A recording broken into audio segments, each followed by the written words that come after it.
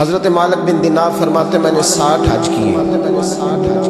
ایک حج کے موقع پر میں نے بڑا رش دیکھا، لاکھوں کا اجتماع. میری باتوں کی سمجھ تو آ رہی ہے نا آپ دوستوں؟ جو نہیں بول رہے انہیں بھی آ رہی ہے نا؟ اللہ جزا دے.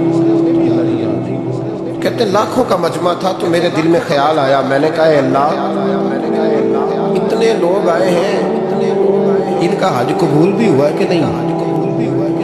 فرماتے ہیں میں سوچ رہا تھا تو رات کو نا خواب میں نے کسی کہنے والے کو کہتے ہوئے سنا کہ سب کا قبول ہو گیا. بلخ کا رہنے والا محمد بن ہارون بلخی ہے، اس کا حج قبول ہوا. فرماتے ہیں شہروں کے علیحدہ علیحدہ خیمے لگتے تھے. اب بھی آپ حج کرنے جائیں تو پاکستانیوں کی رہائشیں علیحدہ ہوتی ہیں، انڈین کی علیحدہ، بنگلہ دیش کی علیحدہ، مصری، یمنی، سب لوگ علیحدہ علیحدہ رہائشیں ہوتی ہیں، جھنڈے لگے ہوتے ہیں ملکوں کے. کہتے ہیں میں نے سویرے اٹھ کے ڈھونڈنا شروع کیا، ڈھونڈتا ہوں وہ بندہ ملے. کہتے ہیں جہاں بلخ شہر کے لوگ رہتے تھے وہاں چلا گیا تو میں نے لوگوں سے پوچھا تمہیں محمد بن ہارون بلخی کون ہے؟ لوگ کہنے لگے وہ تو بڑا نیک آدمی ہے، پرہیزگار ہے، بڑے بولنے والے، بڑے اللہ والے، ریاض آپ کو بس ہم ہی جانتے ہیں، وہ تو بڑا نیک ہے، پرہیزگار آدمی. اچھا کہاں ہے؟ انہوں نے کہا پہاڑ کے پیچھے اس نے خیمہ لگایا ہوا ہے، ساری رات عبادت کرتا ہے، سارا دن روزہ رکھتا ہے، قائم اللیل ہے، صائم الدہر. کیا بات؟ فرماتے ہیں میں ان لوگوں کی بات سن کے حیران ہو گیا کہ مجھے کیا بتایا گیا، یہ کیا کہہ رہے ہیں؟ فرماتے ہیں میں پہاڑ کے پیچھے گیا.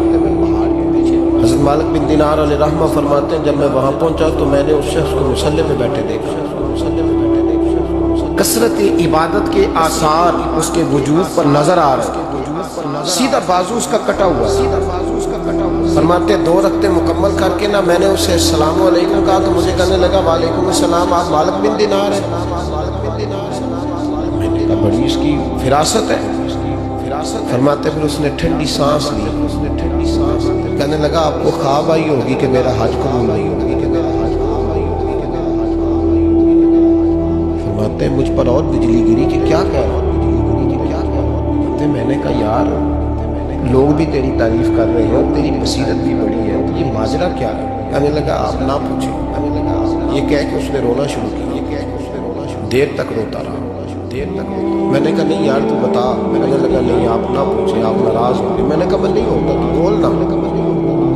کہنے لگا حضور 24 سال ہو گئے مجھے حج کرنے، 24واں حج ہے میرا، اور ہر سال پہ اللہ کا ولی آ کے بتاتا ہے کہ جا چلا جا تیرا کوئی نہیں. بے پروائی ویک سجن دی جتھے کسے دی پیش نہ جاوے، انہیں تاجہ مالے در دا رولے تے منگتیاں تخت بٹھاوے. آزم کسے نو کارا ملدا ہی کوئی کعبے ہو خالی آئے. کہتے ہیں اس نے مجھے کہا حضور 24واں حج ہے، ہر سال کو بتاتا ہے. میں نے کہا تیری غلطی. کہنے لگا میں اپنی ماں کا نافرمان.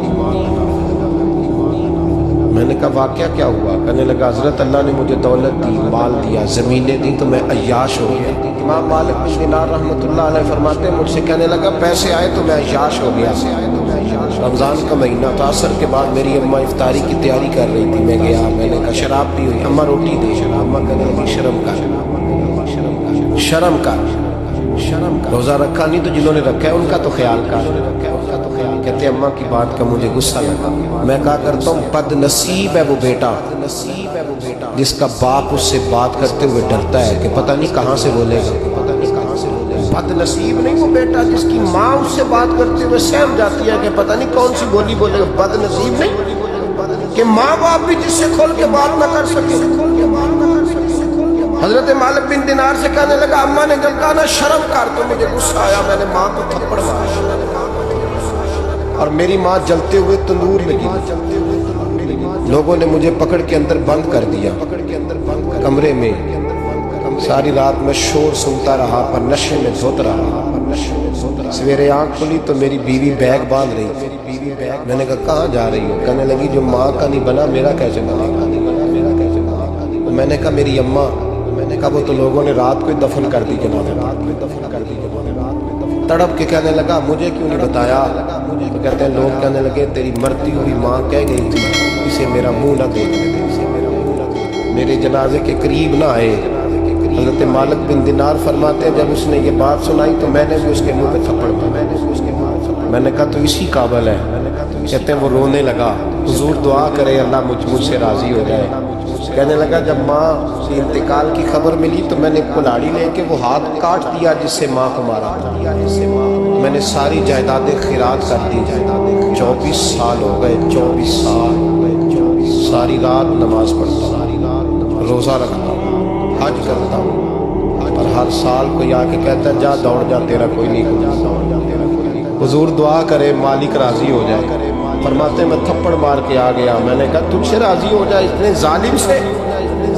امام مالک فرماتے رات کو آ کے سویا تو مجھے خواب میں رسول پاک کا دیدار ہوا۔ تو نبی پاک علیہ السلام نے فرمایا مالک تو اسے مایوس کیوں کر رہے ہیں؟ اللہ تو بڑا مہربان ہے۔ کہا حضور ماں کے نافرمان کو معافی کیسے ملے گی؟ تو امام مالک فرمانے لگے نبی کریم نے فرمایا جا اسے جا کے بتا دے تجھے قیامت میں تیری ماں کی وجہ سے بخش دیا جائے۔ کہا حضور اماں کی وجہ سے کس طرح؟